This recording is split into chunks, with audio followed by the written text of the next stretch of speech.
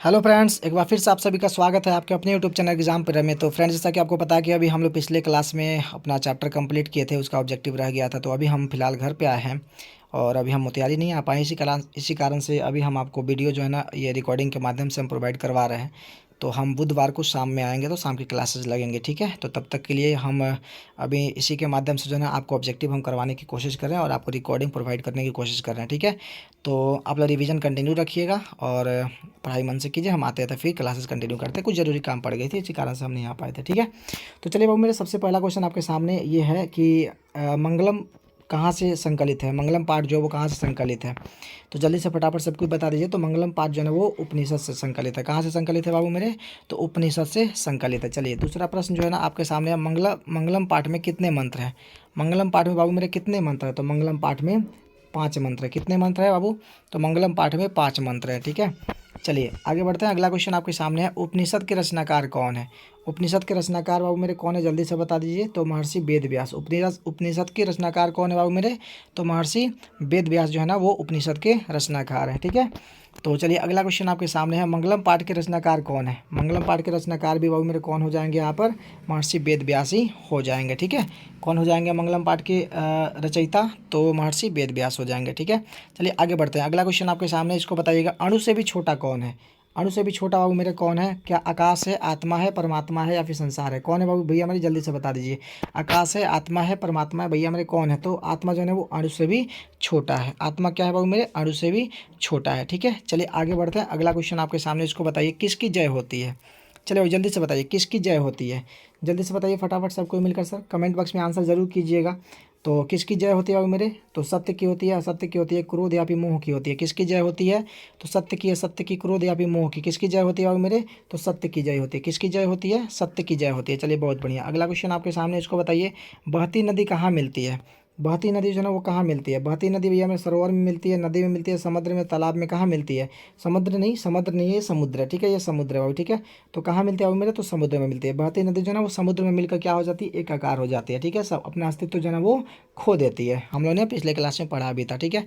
चलिए आगे बढ़ते हैं। अगला क्वेश्चन आपके सामने, इसको बताइए, जंतु के हृदय रूपी गुफा में क्या स्थित है।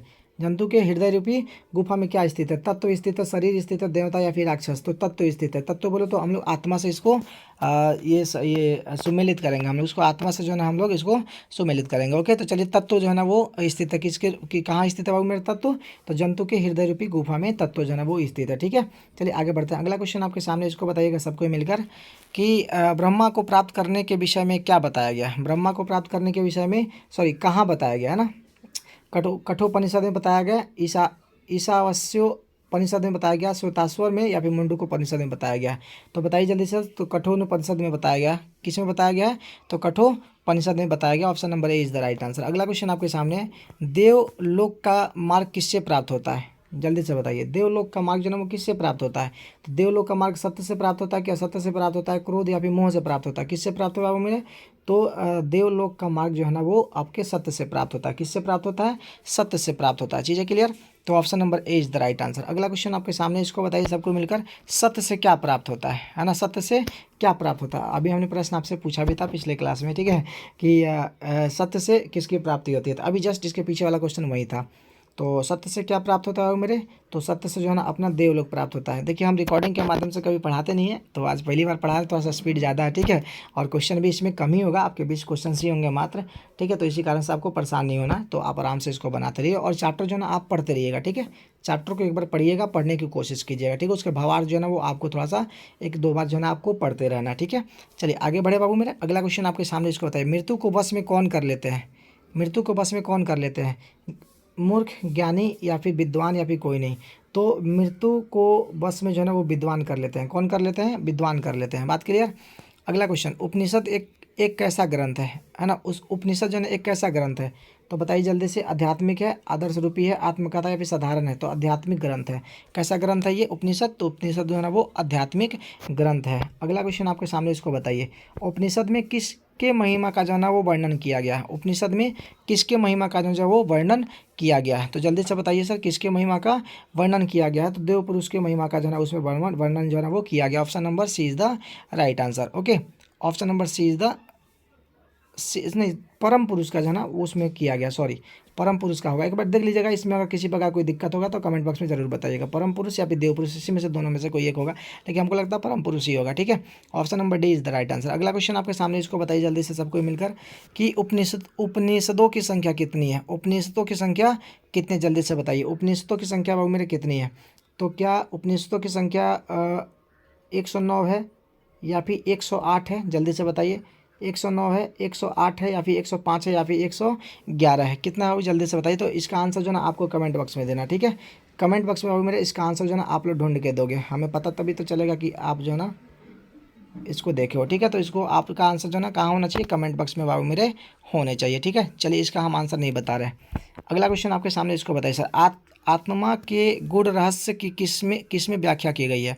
आत्मा के गूढ़ रहस्य की किसमें व्याख्या की गई है? कठोपनिषद में, ईशावास्योपनिषद में, श्वेताश्वर में, मुंडकोपनिषद में?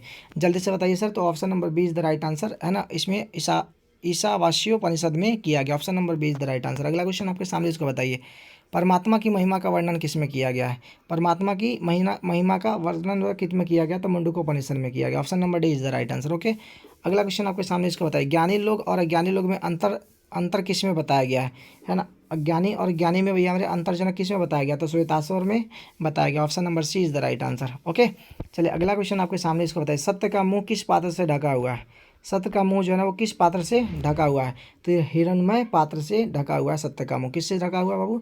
तो हिरणमय पात्र से सत्य का मुंह जो है ना वो ढका हुआ है। Option number A is the right answer. Okay, चलिए अगला क्वेश्चन आपके सामने, इसको बताइए।